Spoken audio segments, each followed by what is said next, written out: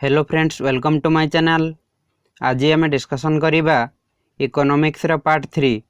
आगरु दुईटी part upload हो सारी। जो मैंने देखि नांती प्लेलिस्ट रे वीडियो अच्छी जे देखि नियंतु। जो एग्जाम रे इकोनॉमिक्स आसी थाए आपण माने सही एग्जाम पई प्रिपरेशन करि परिबे। चलंतु स्टार्ट करिबा। एई क्वेश्चन टी आपण मानको पूर्व वीडियो रे होमवर्क देइथिली। क्वेश्चन टी कोन रहिछि? The first income committee was established in. प्रथम इनकम कमिटी केते मसीह तैयारी होइथिला? यार राइट आंसर टी होउची 1949। ऑप्शन बी होउची राइट आंसर। चलंतु स्टार्ट करिबा आज रे प्रथम क्वेश्चन। आज रे प्रथम क्वेश्चन टी कोन रहिछि?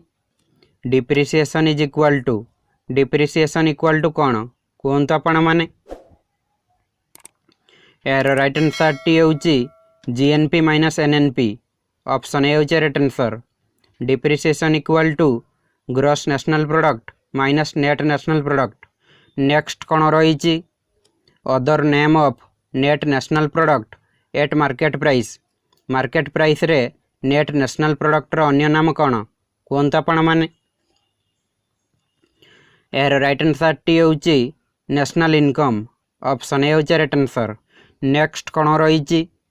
Which one of the following is not a method of measurement of national income. निम्नलिखित मध्यरु कोनटा गुटिए नेशनल इनकम मेजरमेंट रो मेथड नुहे कोन तो आपण माने? यार राइट आंसर टी होउची इन्वेस्टमेंट मेथड। ऑप्शन सी होउची राइट आंसर। इन्वेस्टमेंट मेथड टा नेशनल इनकम मेजरमेंट रो गुटिए मेथड नुहे। जो रहिची value added method, income method, expenditure method, ए तीनोटी होउची नेशनल इनकम मेजरमेंट रो गुटिए गुटिए मेथड। किंतु इन्वेस्टमेंट मेथड टा नेशनल इनकम मेजरमेंट रो गुटिए मेथड नुहे। नेक्स्ट कौन रही? Gross profit means.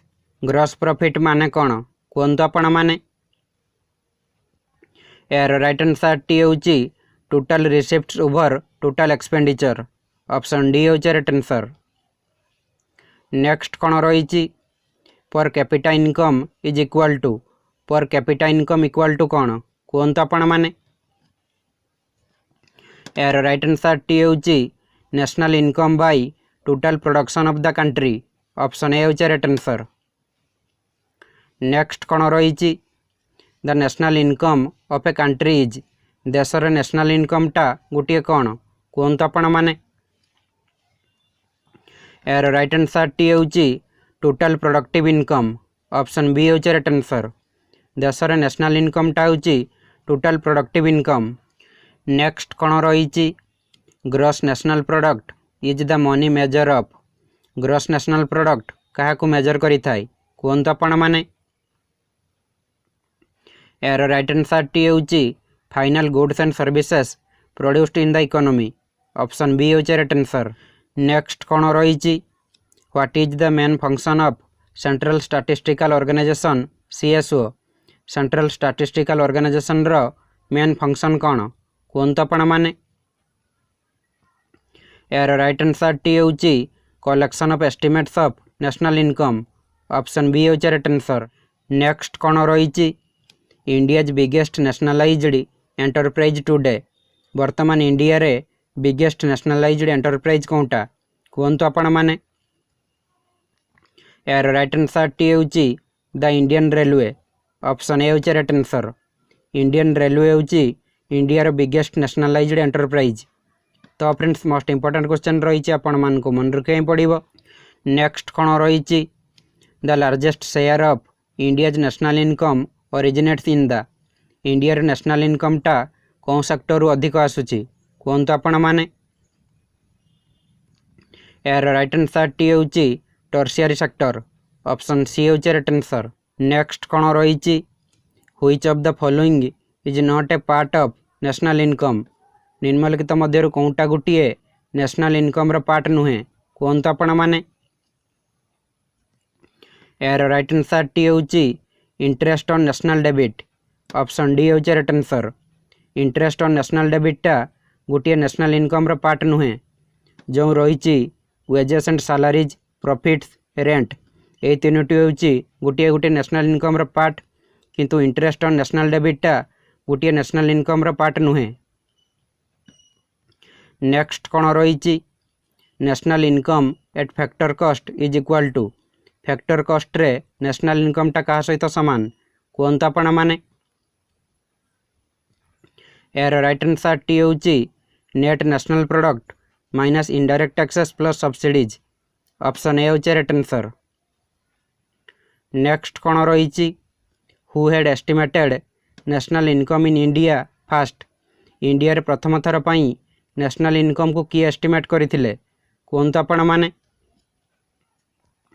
यार राइट आंसर टी होची दादा भाई नारोजी ऑप्शन बी होची राइट आंसर। दादा भाई नारोजी इंडिया रे प्रथम नेशनल इनकम को एस्टिमेट करथिले। तो फ्रेंड्स मोस्ट इंपोर्टेंट क्वेश्चन रही आपण मानकु मन रखे पड़ो कहीं क्वेश्चन बहुत थर एग्जाम रे आसी सारी। नेक्स्ट कौन रही personal income equals personal income equal to कौन कहतु आपण मैंने यार राइट आंसर टी होची private income minus savings of the corporate tax option B होची राइट आंसर। नेक्स्ट कौन रही national income is generated from national income टा कौन थी जनरेट होता है कहतु आपण मैंने यार राइट आंसर टी होची any productive activity option D होची right answer. Any productive activity रु नेशनल इनकम जनरेट होता है। नेक्स्ट कौन रही transfer payments mean transfer payment माने कौन कहतु आपण मैंने यार राइट आंसर टी होची all of the above option D होची राइट आंसर।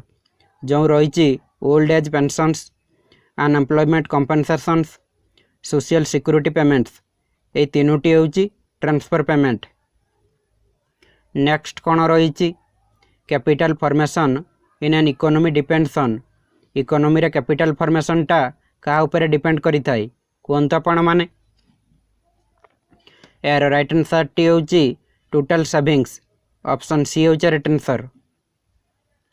नेक्स्ट कौन रही which organisation monitors the banks in actually maintaining cash balance कौ ऑर्गेनाइजेशन बैंक मान को मॉनिटर करी थाई कैश बैलेंस को मेंटेन करिया पई कहतु आपण मैंने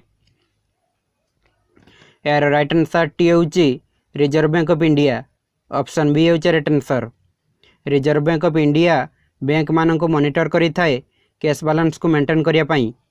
तो फ्रेंड्स आरबीआई रे फॉर्मेशन केबे हितिला ना 1935 रे।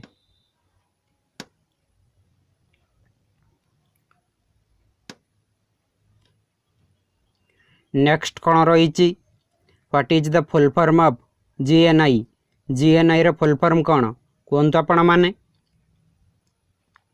यार राइट आंसर टी होची gross national income option B होची राइट आंसर। जीएनआई रो फुल फॉर्म कौन ना ग्रॉस नेशनल इनकम। नेक्स्ट कौन रही which organization measures gross domestic product in India India रे कौन organization gross domestic product measure करी थाए कहतु आपण मैंने यही क्वेश्चन टी आपण मानकु होमवर्क दउची यही क्वेश्चन आंसर टी आपण मानकु कमेंट बॉक्स रे कमेंट करिया पई पड़िबो। आजिर मोर भिडियो टी आपण मानकु केमिति लागिला जदि भल लागिला ताले गुटिया लाइक करि दियंतु आउ सांग मानक सहित फेसबुक रे व्हाट्सएप रे सबडे शेयर करि दियंतु आउ एई भली वीडियो सबले देखिया पई चैनल को सब्सक्राइब करी बेल आइकन को प्रेस करी रखंतु। आज पई एतिकी रखुची। जय जगन्नाथ।